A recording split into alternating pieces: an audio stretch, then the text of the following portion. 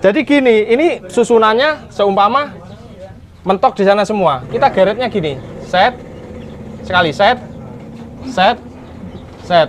Wes cukup. Di arah kiri nih, engkau balik nih rono nih. Nah, dipulangkan ke sana lagi. Nah, ini udah cukup. Nah, seperti ini udah cukup. Ini wes sudah.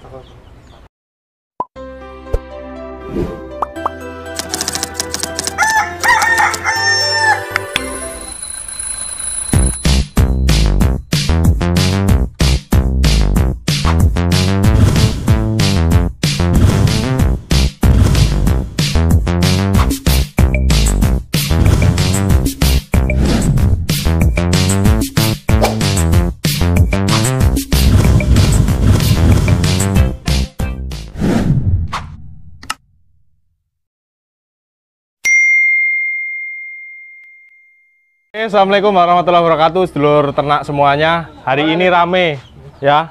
Hari ini rame. Ini kita berada di kandangnya kondang. Tahu udah kondang apa belum, ngakunya kondang. Jadi semboyannya seperti itu ya. Ini ada kelompok ternak di sini. Alhamdulillah kita bisa silaturahmi ya. Oke, mas-masku yang kemarin menanyakan, nah kan ini kan tipe petelur nih. Nah, terus kemarin sing korban-korban popo channel-channel yang promosinya seperti itu, wujudnya seperti bangkok seperti itu, nggak bisa dikatakan induk, mas. Kalau ini kan layar modif asli atau jago nih? Ya. Face-nya kan udah beda, mas, karo bangkok, ya kan? Jadi ini yang ku maksud, ada jenggernya wila, terus ada pial. Nah, cupeng nih piye pintunya, mas? Pintu darurat nih. Pintu kemana saja? Nah, coba sampean pegang jagonya.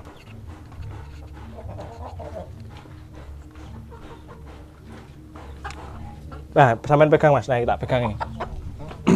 Nah, yang yo kalau tipe petelur kebanyakan itu jinak, mas. Kalau tipe petelur jinak. Ngeten, yang saya maksud adalah kan kemarin ada keluhan yang sudah beli ayam, kita nggak usah sebut channelnya ya. Kan jenggerin nggak punya. Tipe petelur itu seperti ini jenggernya. Adakah yang sumpel tipe petelur kuat loh ya, dalam artian yang produksinya 200-an ke atas? Ada, namanya ayam impor, mas. Ayam Wiandote. Itu jenggernya papak, tapi dia masih ada pial. Nah, pial itu yang bawah. Nih, ini betinanya nih. Ya, ini betina seperti ini. Potongannya seperti inilah. Sampean pegang pasti akan jauh. Di sini pasti akan bulunya pasti akan tebal. Ya toh? Dan bulunya juga nggak akan sesiset bangkok. Lek bangkok, kita buka kayak gini aja badannya udah kelihatan. Ya kan? Di dada kayak gini, di punggung kayak gini, kita gini karena dagingnya udah kelihatan semua kulitnya. Tapi kalau petelur, yus ketel ini iki. Nah, ini karena ini adalah tipe petelur, jadi ini bisa dibuat induk. Nah, yang jantan ini ya. Wah, canggih men rek. Ini jantannya, Pak. Nah, jantan seperti ini. Ini jantan tipe petelur, ya toh. Kalau jantan seperti ini, kita kan selalu terekam adalah jenggere wilah, duwe pial. Cuma kok pelung duwe pial, kok gaok duwe pial, kok produksinya nggak sebanyak. Nggak semua yang memiliki jengger wilah dan pial besar juga tipe petelur kuat. Nah, ini tipe petelur kuat seperti ini. Nah, kalau jangan-jangan semua nanti beli ayam, ya paling tidak dimintakan tampilannya seperti apa. Kalau induknya sudah potongannya seperti bangkok seperti itu, susah, Pak. Nggak mungkin dia mau bertelur banyak. Kalau sudah bangkok, ini bangkok ya, mas ya? Bangkok. Nah, kalau bangkok sudah disilangkan dengan tipe petelur seperti ini larinya ke DOC pedaging. Tidak mungkin bisa dijadikan induk. Bisa dijadikan induk karena betina kodratnya nelur, tapi telurnya tidak banyak. Karena sudah tercampur antara genetik bangkok dan petelurnya. Kalau tipe petelur dengan tipe petelur, saya kira nanti masih aman, akan larinya ke tipe petelur semua. Aduh, terus clear ya, clear dalam artian terus lagi standar-standar seperti berat telur. Nah, telur-telur seperti ini kalau bisa kita punya timbangan. Kadang kan itu tadi yang tak bilang waktu kita sebelum ini ya, kadang euforia, wah aku berhasil peternak mandiri, wah udah belajar nelur, langsung dilebok nih mesin tetas, dues. telur baru itu dia sistem reproduksinya belum siap. Kadang ada beberapa ayam yang buang telur. Jadi kadang pasti mengalami, sampai melihara dari DOC. Ya. Waktu belajar nelur, terus bakui jeda toh. Ya. Baru brol gitu kan. Nah itu buang telur namanya. Belajar buang telur, habis itu baru lancar lagi. Nah itu jangan dimasukkan, belum siap. Standar-standar ya kalau bisa minimal 38 gram. Saya kira ini sekitar 40-an gram lebih ini. Sekitar 40 graman lebih. Nanti kita harus punya timbangan, Pak. Karena kan harga pakan naik. Kadang kita udah jadi peternak mandiri, pengen seperti standar PT, cuma telur cilik dilebok nih kan. Sementing dadi. Kenapa nggak saya sarankan? Kalau telur kecil kita masukkan, DOC-nya juga pasti kecil. Karena di dalam sini ada kuning telur. Janin atau embrio di sini nih ngembang, habis itu netes. Nah, begitu netes lahirlah DOC itu tadi. Kalau DOC-nya kecil, kita yang sengsara, arep dikei pakan setengah juta, blek, tetepnya nggak mau gede. Makanya nanti harus standar di telur. Terus selanjutnya di mesin tetas, mumpung enek Pak Kandang Kondang. Amit ini ya buat praktek ya. Boleh, monggo. Nah, ini mesin tetas seperti ini. Semua mesin tetas saya kira sing dure lah ya ki piye, Bro? Dicopot aja. Ini ora pakare ra iso ya. Nah, mesin tetas seperti ini, wah sungguh banget ya. Mesin tetas seperti ini, mau mesin tetas manual, mau apapun, ini benar peletakannya di dalam. Kalau bisa di tempat dingin lebih bagus. Karena fokusnya alat tetas ini bukan hanya di dalam inkubasinya mereka, bukan hanya di dalam. Mereka akan kontras dengan suhu ruangan. Nah, cuaca. Kadang kita punya settingan musim kemarau. Musim kemarau clear 90%. Ketemu musim penghujan, kan kelembapan di luar banyak nih, tinggi nih. Itu dinaikkan, Pak. Dinaikkan 0,5 sampai 1 derajat.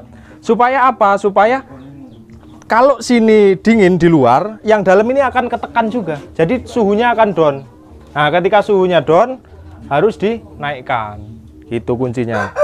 Terus kalau saya itu menyarankan ini telurnya dibersihkan. Kalau saya pakai, apakah Mas engko diumbah bosok telurnya? Enggak. Yang penting kita sebenarnya pakai air hangat pun cukup. Atau yang paling murah Baclean atau disinfektan Rodalon. Diusap ya Pak, dibersihkan. Ini juga akan berpengaruh loh di tetasan. Apalagi ini nggak apa-apa tak buka ya. Enggak apa-apa.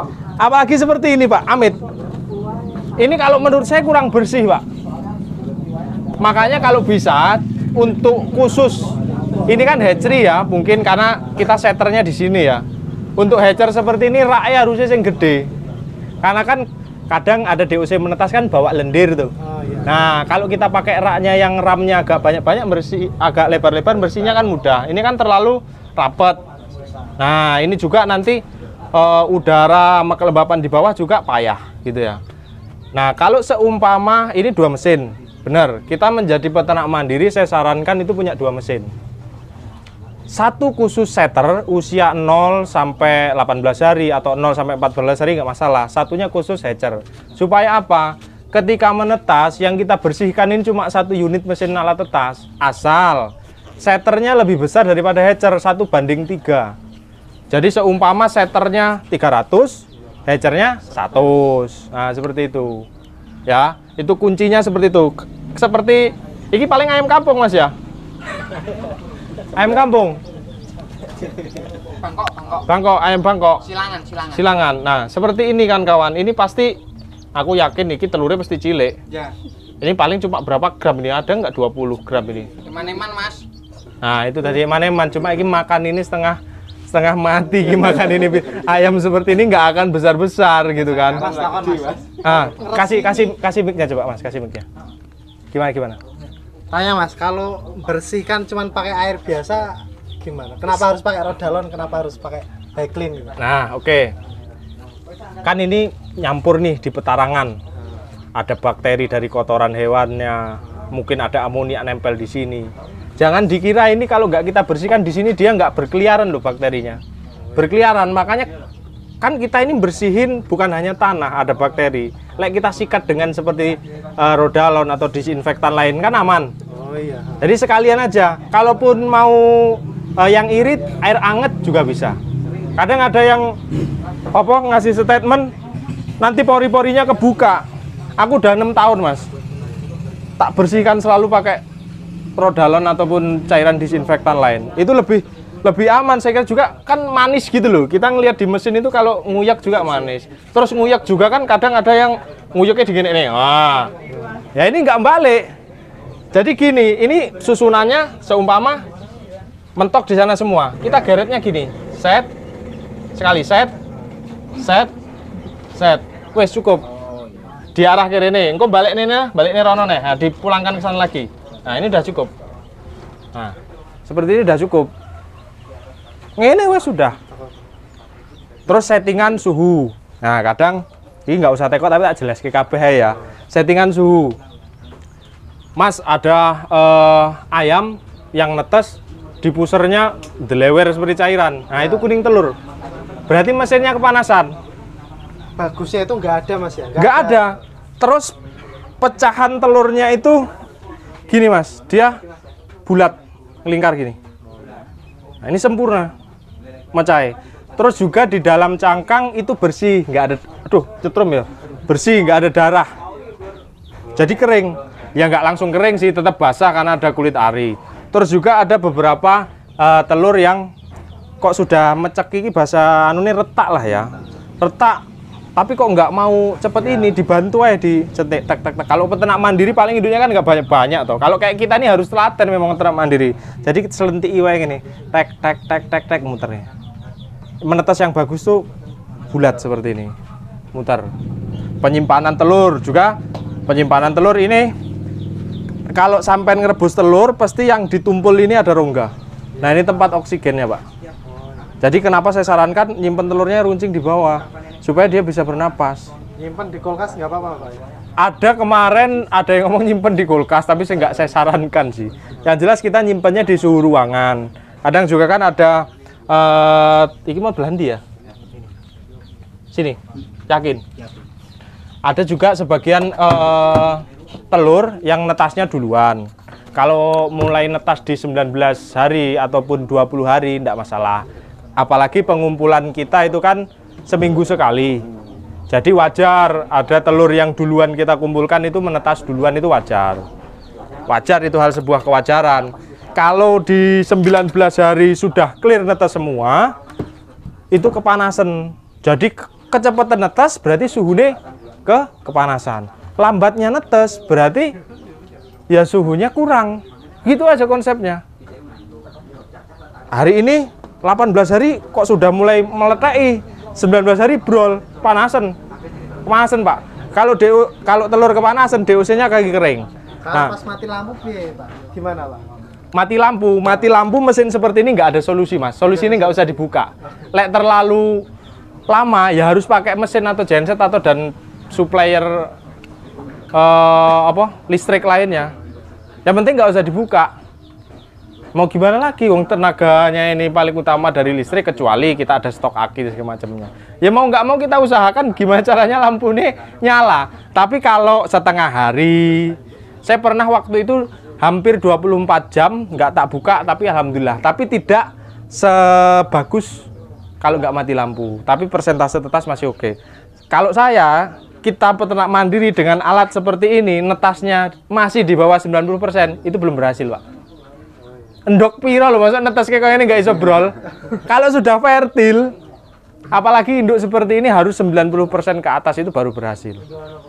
Nah, nanti bagaimana cara menaikkan? Aku sudah pakai lampu banyak, kok suhunya nggak mau naik.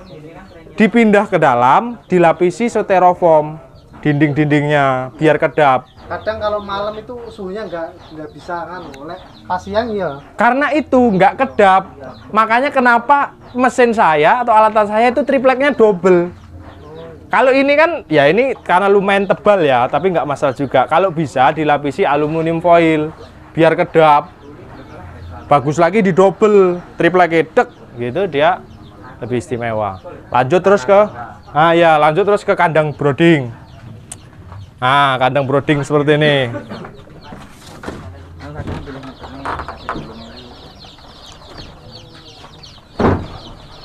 Buka ya. Ada lagi juga penggunaan lampu, Pak.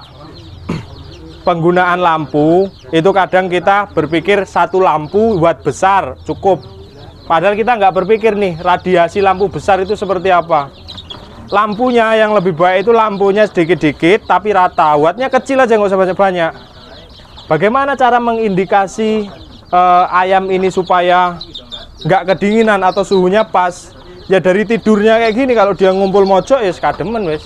Kalau dia mendekati ke lampu berarti kademen. Kalau dia menjauhi lampu berarti kepanasan. Karena kalau kepanasan ya kakinya ya akan muncul kaki kering karena dehidrasi. Makanya suhunya juga harus pas. Nggak ada kendala toh? Ada nggak kendala-kendala biasa yang terjadi di kandang ini?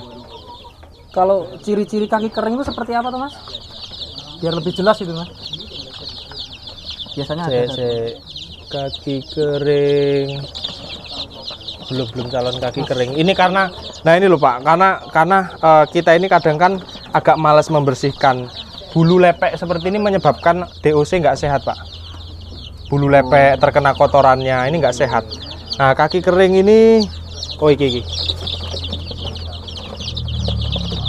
Belum seberapa parah ya, turun ya. Jadi kaki kering itu sayapnya turun, ini ngeriput Pak. Ini ini nggak kaki kering ini, belum parah, ini ngeriput. Sampean pegang agak empuk toh. Nah, kalau kaki kering ngeriput. Mbok cekel ngene iki atos, itu kaki kering terus ditandai sayapnya turun. Nah, biasanya yang terjadi ketika kepanasan mencret dulu. Pernah nggak ngalami? Iya, ya. Mencret, baru itu sayapnya turun, kaki kering wis kuntingen dadine pitike angel gede nih. Nggak kuat besar dia. Nah, nggak kuat besar. Seperti itu. Pokoknya ini mau Pak ya. Kalau iki wis telure trae cuwili ya wis seperti inilah. Ya. Kalau memaksakan, Pak. Ini kalau mau diarahkan ke DOC pedaging yo mumet, Pak. Ah, si boros-borosin pakan, Pak. Ini standar DOC berapa Pak? Pertama menetas itu Mas. Pertama menetas. Kalau saya pakai standar kalau bisa 30-an gram. Cuma kan kebanyakan telur itu bervariasi. Kalau bisa di 28 gram. Standar kita 38 atau 40 biasanya jatuh di DOC-nya 26, 28, 26, minimal itu ya 26 gram lah. Itu pun menurut saya masih terlalu kecil. Kalau bisa kita punya ayam yang begitu netas, DOC-nya sudah 30 gram. Minimal 28 lah. 28 gram. Yang penting kuncinya itu tadi nutrisi di induk. Karena kuningnya telur itu juga pengaruh daripada nutrisi di induk. Setting induk, saya nggak mementingkan protein, itu salah. Jantan betina jadi satu. Kalau kita kasih dedek aja molor juga. Yang jantan kan mau kita kilo. Yang bener ya juga kebutuhan proteinnya juga harus seperti settingan ayam pedaging lainnya. Itu baru bener. Jadi itu dulu. Ada lagi? Cukup lah kayaknya. Ada lagi nggak? Seperti kandang seperti ini, yang penting sirkulasinya ya. Alas ini termasuk Mas Kondang ini terlalu rajin ini ya. Alasnya sampai wah. Alasnya sampai kerajinan ini. Nah, terus yang penting kan hasilnya enggak ada kendala ya. Enggak ada kendala karena mungkin ini ada apa? Genteng sing bening, tadi tetap masih. Terus tangkringan, Pak. Tangkringan itu sebenarnya kurang dhuwur loh, Pak, kalau menurutku, Pak. Iya, tangkringan kurang dhuwur sebenarnya loh. Karena kan amonia, karbon dioksida, baru oksigen di atas. Amonia itu kenapa di bawah? Karena berat. Makanya dosen not itu karena yang dihirup itu udaranya berat. Tangkringan normalnya berapa? Ya tangkringan kalau bisa ya 60 cm lah ya. Sebenarnya ada alat sih kalau di peternakan besar seperti broiler itu ada alat khusus untuk mengukur amonia. Ada berapa hitungan amonia, berapa ada angkanya. Lewat kalau di broiler ada itu. Kalau diukur seperti ini, wah udah amonianya udah lewat batas. Wah itu cepat harus diskomposer atau minimal alasnya ditarik. Karena itu tadi, karena amonia, karbon dioksida, baru oksigen. Karena berat. Makanya sing dewi hidup sing enteng tak oksigen. Nah, ayam pun sebenarnya sama butuh oksigen juga gitu kan. Jadi kalau bisa tinggi ya, karena ini tidak terlalu pengap saya kira, karena udah lumayan terbuka jadi aman.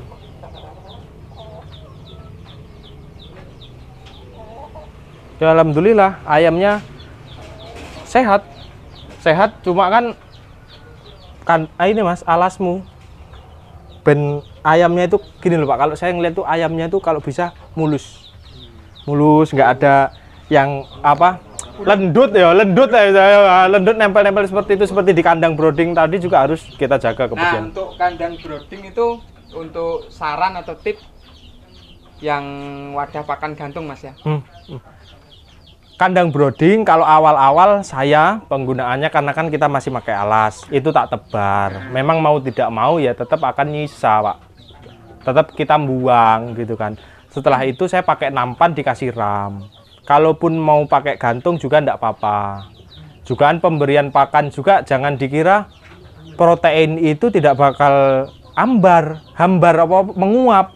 Bisa kehantem panas broodingan itu juga akan hambar. Makanya sebenarnya salah kalau kita setai pakan. Proteinnya hambar, apalagi kalau sudah kita aduk dengan air, proteinnya bubar. Yang pasti dengan takaran, makan kenyang selesai, hilang. Kalau kita sor standby, udah kehantem panasnya daripada lampu, wes bubar, pemenang wes dibasahi, ambar. Jadi sepol lah kayak katanya wong Jawa kan, ra ono rasane ya seperti itu. Kalau kandang brooding di box magic seperti itu enggak apa-apa, paling itu berapa hari, nanti tetap perlahan kita buka, kasih ventilasi, kasih ini supaya dia mulai belajar beradaptasi dengan suhu-suhu yang ada. Nah, kan ini lah kelemahan jaring kan, Bro. Gampang jebol. Jaring bekas. Iya, iki sing mencuri wongku iki ya ini kadang-kadang wong terus sekarang ini. Gak apa-apa lho ya. Ini alhamdulillah ini guyub rukun semua itu ya, ada Mas Bulus Rowo. Gimana? Klarifikasi juga Mas. Kalau di tempat saya juga kebanyakan referensi memang saya dari sampean, enggak saya tutup-tutupi kok. Ya alhamdulillah. Apa mau ditutup-tutupi? Kalau saya tutup-tutupi, kondisi kandang keadaan sekarang seperti ini, terus mesin seperti ini, kondisi brooding seperti itu, kalau saya mau tutup-tutupi, jangan ke kandang saya Mas. Saya pasti gitu. Kan gitu. Kandang-kandang belak-belakan juga lur. Itu Mas Bulus Rowo itu nggak pernah aktif lagi. Ini siapa ini, ada channel nggak Mas Mulyadi nih? Mas Mulyadi. Nah Mas Mulyadi ada channel, tak suruh buat channel semua ini ya. Sekarang alhamdulillah ini tadi ada 1 RT ini mau perang ini, kumpul semua ini. Demo apa ini? Mau demo ini. Jadi itu kunjungan ke saudara ternak kita, disut semua biar masuk semua ini. Ayo masuk jendelik Mas, izin sampai ini. Nah, ini alhamdulillah. Ini nggak tahu ini dapat kaos saya dari mana ini. Hah? Pengkhianat. Ini namanya siapa? Andi. Hah? Mas Andintis. Mas Andintis. Ini dapat kaos saya ini, yang lain belum dapat ini. Ini punya kaosnya nggak punya ayamnya Mas, ayam permen. Kode. Ya sebenarnya itu lor, nggak perlu ayam dari saya ya. Saya berkunjung ini nggak perlu ayam dari saya. Ayam layar modif sudah bagus, ayam AKY yang besar-besar juga sudah bagus. Tinggal apa? Tinggal menyatukan aja loh yang belum itu kan, ya kan? Kalau ini udah bersatu yakin kuat. Ada kawan-kawan, ada pertanyaan lagi sebelum kita tutup? Cukup? Satu ini Mas. Piye bro? Sebelumnya saya ucapkan terima kasih ya, wis sampean wis kunjungan Rene. Mudah-mudahan kedepannya dengan komunikasi yang lebih intens lagi. Ya untuk kedepannya lah nanti gimana. Amin kan? ya. Itu aja sih. Ya pesan makasih lah. Ya sama-sama pesan saya yaitu alhamdulillah tadi udah banyak orang ya. Kita kumpul bersatu, nanti tinggal kasih tugas saya apa Mas Uli, apa Mas Rudi yang udah punya dasaran layar modif disilangkan dengan ayam tipe petelur. Nanti untuk bekali kawan-kawan peternak seperti mas-mas kemarin yang sempat beli ayam yang tidak jelas ya. Wes belak-belakan ya. Tujuan saya ke Lampung Timur itu lur. Tujuan ke Lampung Timur memberi pengalaman saya tentang ayam tipe petelur dan ayam bukan tipe petelur. Punya ayam sampean seperti apa wujudnya? Wujudnya bangkok Mas. Seperti bangkok. Ada 2 jenis. Beda kan? Ada 2 jenis kan. Yang satu ada yang seperti ini, yang satu juga ada yang di bangkok ini. Iya. Alhamdulillah. Oke, clear. Ganti. Ayo cabut, kebanyakan orang ayamnya nanti stres. Ya, oke dulu gitu dulu. Terima kasih. Saya Ria. Assalamualaikum warahmatullahi wabarakatuh. Salam sukses.